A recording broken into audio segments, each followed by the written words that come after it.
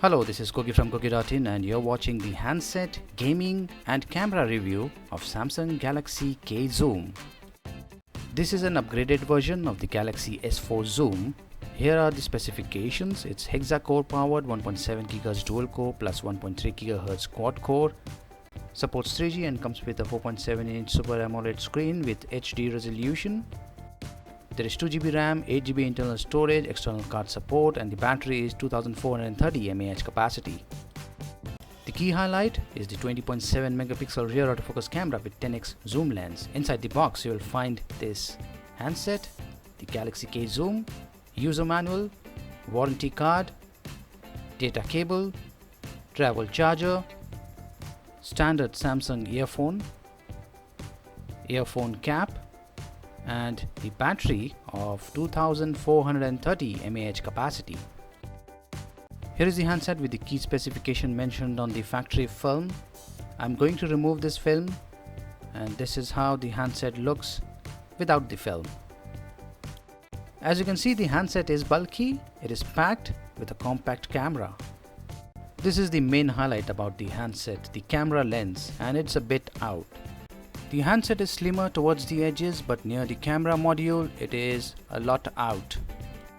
The rear side is matte finish with dotted textures as seen on the Samsung Galaxy S5.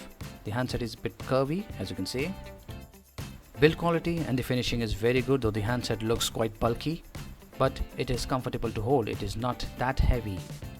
The front screen is Super Amoled and the size is 4.7 inches. 2 touch sensitive buttons and the physical dedicated button in the center. At the bottom you will find the micro USB port, and this is the mic. On the top there is in-call speaker, Samsung logo, sensor and the front camera. 3.5mm audio jack on the top, and this is the secondary mic. There is micro SD card slot on the left side, and on the right side you will find the camera button, power button and the volume rockers.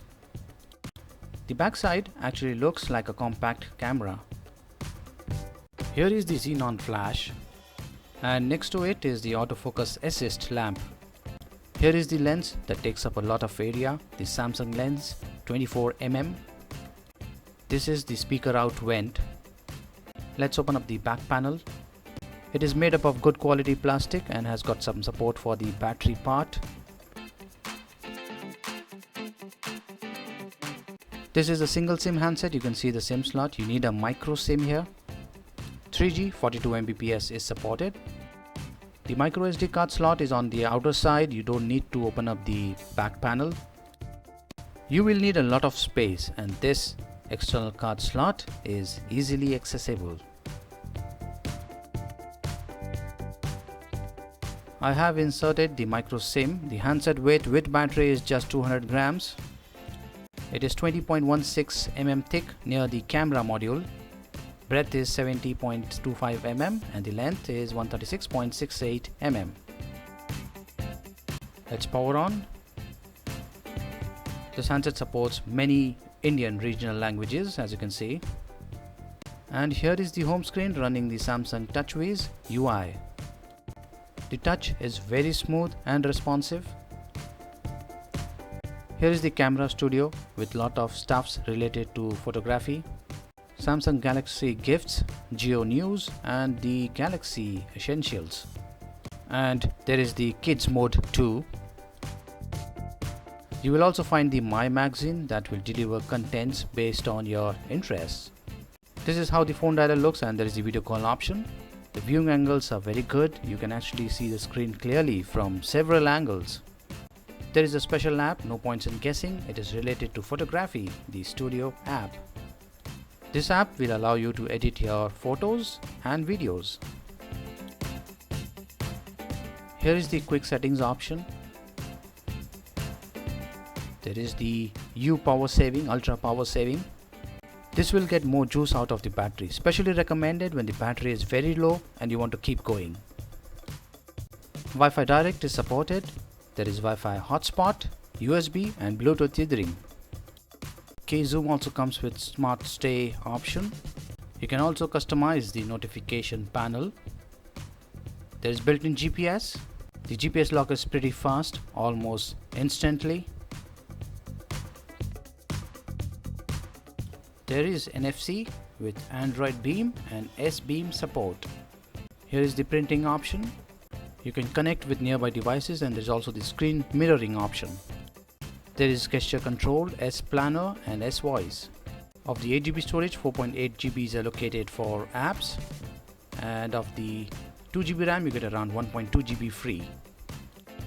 I tried connecting an external pen drive using the OTG cable, using the standard OTG cable at first, but it didn't work, and then I'm using the OTG cable provided by Samsung. It doesn't work, OTG doesn't work, but when I connect I do get a message USB connector connected. It is able to detect the USB cable, but I am not able to access the contents of the pen drive. System information: ARM Cortex A15 1.3 GHz. It's 6-core hexa core with Mali T624 GPU. It is using the Exynos 5260 hexa core chipset, running Android KitKat, with screen resolution of 1280 by 720 pixels over a screen of 4.79 inches. Here are a good list of sensors. There is accelerometer, gyro, magnetic, proximity and light sensors.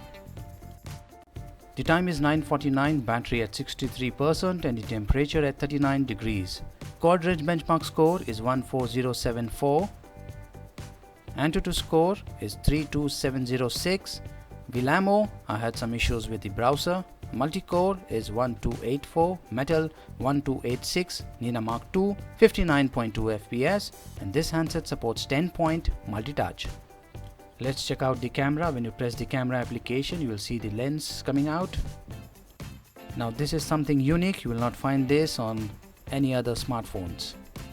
It's a smartphone with a built-in compact camera. When you press the camera application, the lens will pop up, and the best part is that this camera supports 10x optical zoom. As you can see, the lens is moving forward and backward. When I'm pressing the zoom button, you can buy a compact camera and a smartphone, or buy one of these. This is pure optical zoom.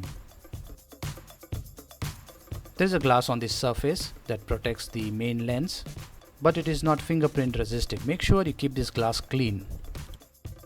And now let's check out the camera interface. Here's the camera interface. Let's go to the modes option. There is Auto, Pro Suggest, Program, Beauty Face, Shot and More, Panorama, Virtual Tour, HDR, Night, Continuous, Selfie and Manage modes. Here are the settings option. Picture size, as you can see, is set to 20 megapixel.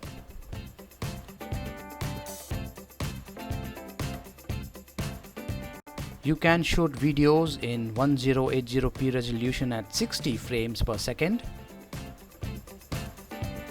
This is the multi-motion option. Slow motion if you want. There is wind cut option that will reduce the wind noise to some extent.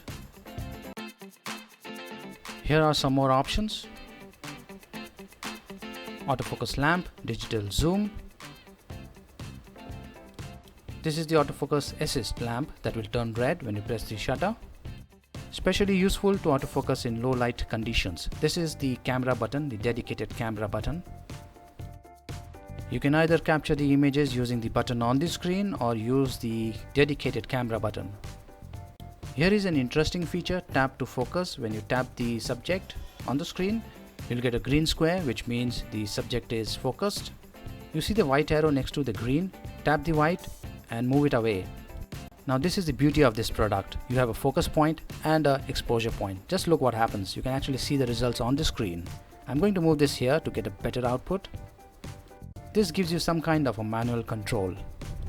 Now let's check out the zoom option. You can use the volume rockers to zoom in and zoom out. The maximum zoom, optical zoom, is 10x, as you can see. The lens will move forward and backward as needed.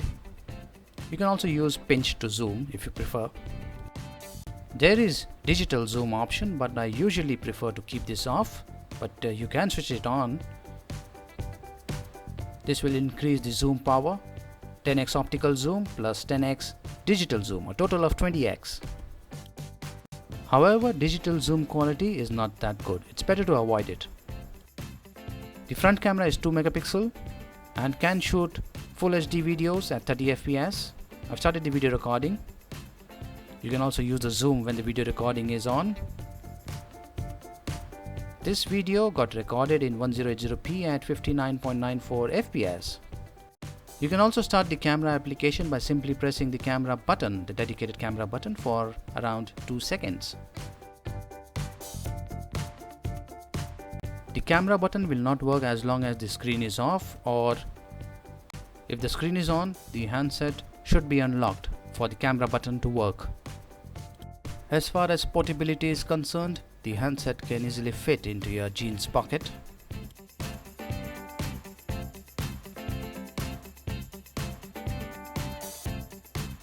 I've been using this handset for around 44 minutes. The battery dropped by 13% and the temperature is 37 degrees. For the next test, I've switched on Wi-Fi and set the brightness to the maximum. As you can see here, the Wi-Fi is also on. I'm now going to play a video in a loop for quite some time. This is the same video that I shot using the same handset. I ran this video for about 26 minutes. The battery dropped by 6% and the temperature is 34 degrees. For the next test, I'm going to use the camera application. I'm going to record a video in full HD resolution at 60 frames per second. I had to restart the video after 5 minutes as I accidentally pressed the stop button. I'm still recording the video. It's about 7 minutes. You can also see the space that is being used. During this video test, I have not used the zoom features. The recording automatically stopped after 10 minutes. I was recording the video for about 15 minutes. The battery dropped by 10% and the temperature is 43 degrees. And now let's move on to gaming. I've installed the Dead Trigger 2. There is limited storage space and the apps are installed on the internal storage. The gameplay is set to the highest graphics level and it works really great, very smooth. By default, the games will get installed on the internal storage, but you can move some of the apps or the games on the external storage. Heavy games like Modern Combat 4 and Asphalt 8 will always be on the internal storage.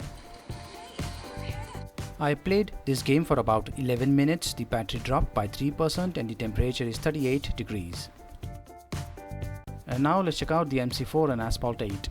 Time is 6:23, battery at 90% and the temperature at 33 degrees. Modern Combat 4, this game got installed on the internal storage. As you can see, the game is very smooth. In application, you will get an option to move this game to the external SD card, however that doesn't work. The main data files are always on the internal storage. And now the Asphalt 8. I'm going to set this to the highest visual quality. I had to remove the MC4 to install this game because of limited storage space. The game is very smooth.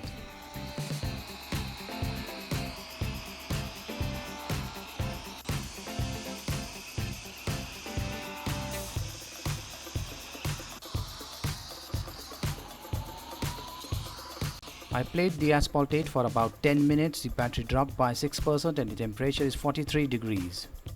The Samsung Galaxy K Zoom is a photographer's delight. It comes with a built-in compact camera. The build quality is very good and the hardware is pretty powerful, though it comes with limited internal storage space, but there is microSD card slot for your photographic needs. You can use the smartphone for entertainment. You can watch movies over the Super Amoled screen, play music and even play high-end games. But the main highlight is the 20.7 megapixel rear autofocus camera with xenon flash and 10x optical zoom plus 10x digital zoom. This device is pricey because of the integration of a camera and a smartphone in a single unit. Samsung Galaxy K Zoom is currently available for a price of Rs 29,999. For full review, sample images and videos, visit my website gogi.in.